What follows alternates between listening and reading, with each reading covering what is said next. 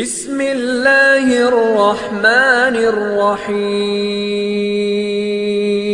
شہادت رسول خدا صلی اللہ علیہ وآلہ وسلم کے بعد امام علی علیہ السلام نے تمام اصحاب کے درمیان ایک خطبہ دیا، جس خطبے میں امام علی علیہ السلام نے خدا کی حمد و ثنا کی اور فرمایا، بزرگان اصحاب محمد صلی اللہ علیہ وآلہ وسلم نے جو حافظ قرآن و سنت نبوی تھے، جان لیا تھا کہ میں ایک لمحے کے لیے بھی فرمان خدا و رسول سے دور نہیں ہوا، اور پیغمبر اکرم کی خاطر اپنی جان کی بھی پرواہ نہیں کی۔ جب دلیروں نے بھی راہ فرار اختیار کی اور بڑے بڑے پہلوان پیچھے ہٹ آئے، اس شجاعت اور جواں مردی کے باعث جو خدا نے مجھے عطا کی ہے، میں نے جنگ کی ہے، اور رسول خدا کی روح اس حالت میں قبض ہوئی کہ ان کا سر میرے سینے پر تھا، ان کی جان میرے ہی ہاتھوں پر بدن سے جدا ہوئی ہے، چنانچہ میں نے اپنے ہاتھ اپنے چہرے پر ملے، میں نے ہی رسول اللہ کے جسد اطہر کو غسل دیا، اور فرشتوں نے اس کام میں میری مدد کی۔ بس بیت نبوی اور اس کے اطراف سے گریہ و زاری کی آوازیں بلند ہوئیں، فرشتوں کا ایک گروہ جاتا تھا تو دوسرا آ جاتا تھا، ان کی نماز جنازہ کا ہمہمہ میرے کانوں سے جدا نہیں ہوا، یہاں تک کہ آپ کو آخری آرام گاہ میں رکھ دیا گیا۔ بس رسول اللہ کی حیات و ممات میں ان سے میرے مقابلے میں کون سزاوار تھا؟ میرے ماں باپ آپ پر قربان ہوں اے رسول خدا۔ آپ کی وفات سے نبوت، احکام الہی اور اخبار آسمانی کا سلسلہ منقطع ہو گیا، جو کہ دوسرے پیغمبروں کی وفات پر کبھی نہیں ہوا تھا۔ آپ کی خصوصیت یہ بھی تھی کہ دوسری مصیبتوں سے آپ نے تسلی دے دی، کیونکہ آپ کی مصیبت ہر مصیبت سے بالاتر ہے، اور دنیا سے رحلت فرمانے کی بنا پر آپ کو یہ عمومیت اور خصوصیت حاصل ہے کہ آپ کے ماتم میں تمام لوگ یکساں درد مند ہیں۔ بس جب رسول اللہ کے انتقال پرملال کو ابھی 100 دن بھی نہ گزرے تھے کہ امام علی علیہ السلام کی زوجہ حضرت سیدہ فاطمہ الزہرا سلام اللہ علیہا دنیا کے دیے ہوئے زخم اور صدمات نہ برداشت کرتے ہوئے اس دنیا سے پردہ فرما گئیں۔ مولا امام علی علیہ السلام کے لیے کیا رسول خدا کی جدائی کا صدمہ کم تھا کہ آپ کی رفیقہ حیات بھی مظلومی حالت میں شہید کر دی گئیں۔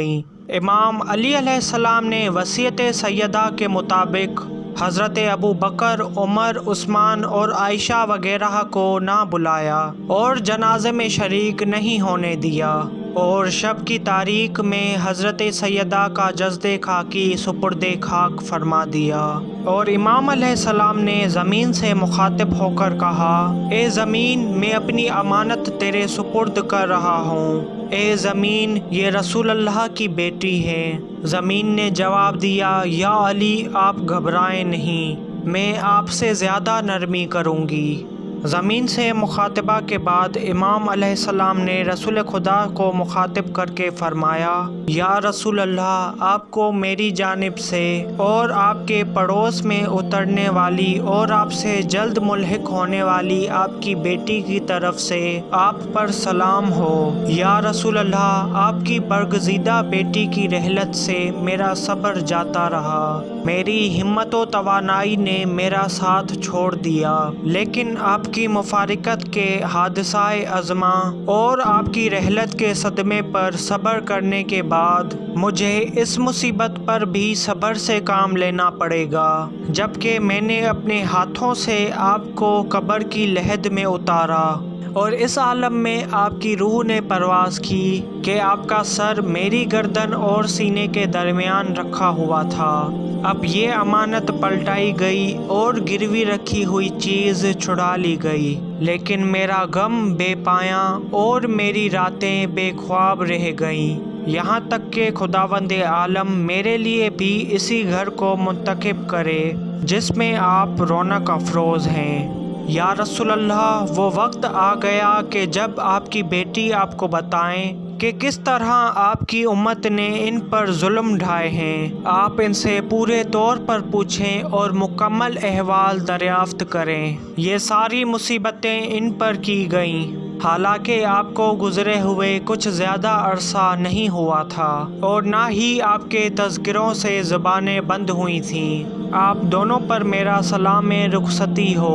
ایسا سلام جو کسی ملول و دل تنگ کی طرف سے ہوتا ہے۔ اب اگر میں اس جگہ سے پلٹ جاؤں تو اس لیے نہیں کہ میرا دل آپ سے بھر گیا ہے، اور اگر ٹھہرا رہوں تو اس لیے نہیں کہ میں اپنے وعدے سے بدظن ہوں جو اللہ نے صبر کرنے والوں سے کیا ہے۔ مولا امام علی علیہ السلام قبر زہرا سلام اللہ علیہا پر بیٹھ کر اس طرح سے گریہ فرماتے رہے اور اپنا درد دل رسول اللہ کو بتاتے رہے۔ پیغمبر اسلام کے انتقال کے بعد جناب فاطمہ زہرا سلام اللہ علیہا کی مظلومانہ شہادت، ان دونوں واقعات سے امام علی علیہ السلام حد درجہ متاثر ہوئے۔ امام علی علیہ السلام ان دونوں حادثات کی بدولت ایسے مقام پر پہنچ گئے کہ جس کے بعد مستقبل کا سوچنا محال ہو گیا۔ یعنی ان حالات کے بعد امام علی علیہ السلام یہ سوچنے پر مجبور ہو گئے کہ اب آئندہ کی زندگی کس اسلوب اور کس طریقے سے گزاریں۔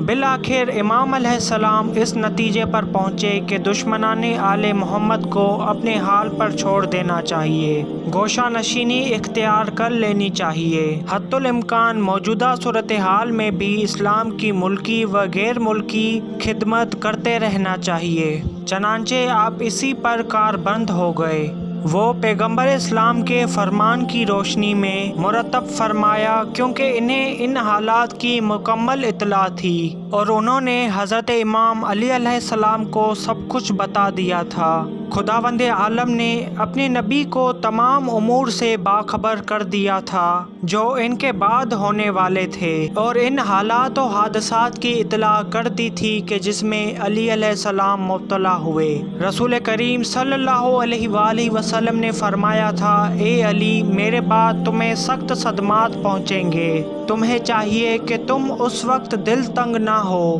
اور صبر کا طریقہ اختیار کرو، اور جب دیکھنا کہ میرے صحابہ نے دنیا اختیار کر لی ہے تو تم آخرت اختیار کیے رہنا۔ یہی وجہ ہے کہ امام علیہ السلام نے تمام مصائب و آلام نہایت کندہ پیشانی کے ساتھ برداشت کیے، مگر تلوار نہیں اٹھائی اور گوشہ نشینی اختیار کی۔ امام علیہ السلام قرآن پاک جمع کرنے کی تکمیل کرتے رہے اور وقتاً فوقتاً اسلام کی کمر مضبوط کرنے کے لیے مشورے دیتے رہے۔ امیر المومنین مولائے کائنات امام علی علیہ السلام کی زندگی پر مبنی میری اس ڈاکومنٹری کا 5واں پارٹ تھا۔ تو اگر آپ لوگوں کو میری یہ ویڈیو پسند آئی ہے تو ویڈیو کو لائک کریں اور میرے چینل کو سبسکرائب کریں، اور ویڈیو یا چینل کے متعلق اپنی قیمتی رائے کمنٹس میں ضرور لکھیں۔ اسی کے ساتھ اہل بیت راہ نجات سے شہباز حیدر کو دیجیے اجازت۔ اللہ حافظ۔